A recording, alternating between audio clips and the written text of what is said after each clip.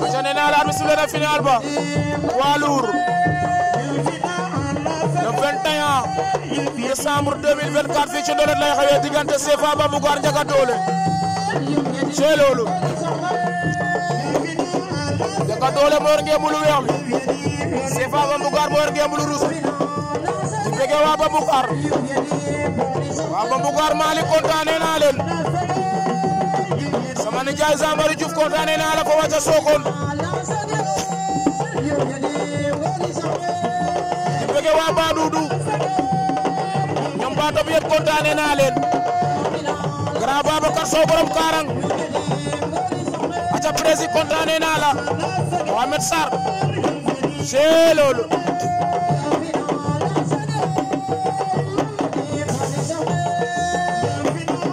aca Tandey Sarr kontaane naa la yow tamit kenn du la faata yow 100% Mbouloum TV fi kontaane leen di ko dalee faya ko ba Ñoojoor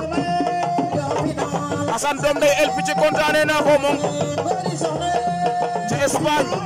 c'est loolu aca U22 borom Bawut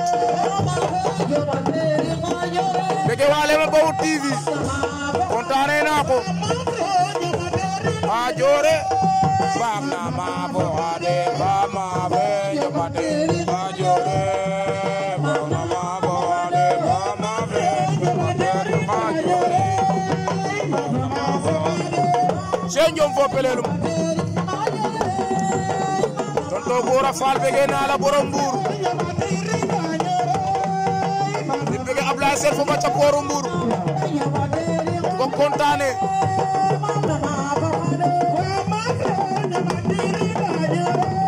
Grand Ablaye Diop bu suma koy kontaane moom itam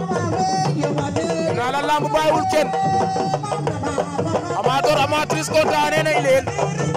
bege waa Ndolet lang baara kaado ñoom lay kontaane bege képp ku yeewoo Ndolet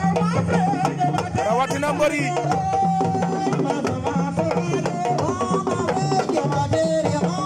waa commission CDA bu Ngam Lom bege naa leen rawatina seen président Ablaye Ndiaye ak tonton Koli Dib borom Mbassis Lom Ada Juli Diouf kontaane nañ la bu séeri Awa Coor gaage Modi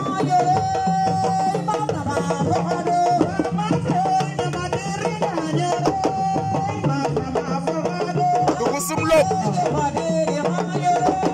Japap Gey kontaane naa la di ko dalee Ngam Lom Mbassis Lom Ndorong Lom Sum Lom Caare Lom wirewaat ba Pire Foundiougne Bambay bege naa la l'animateur avec son vélo pédale ñoo lay kontaane begel ma waa marché kontaane naa leen CFA Bambougar am na benn avertissement arbitre loolu la def loolu la wax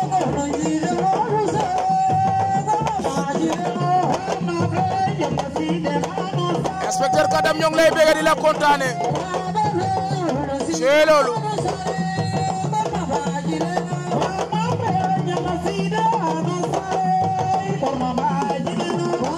ata tonton Mendy kontaane nañ la di la bëgg di la kontaane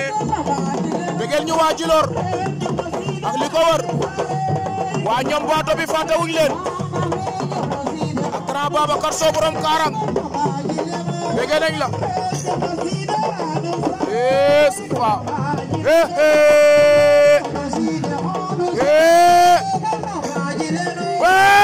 CFA daan na ko CFA Bambougar daan na ko c'est loolu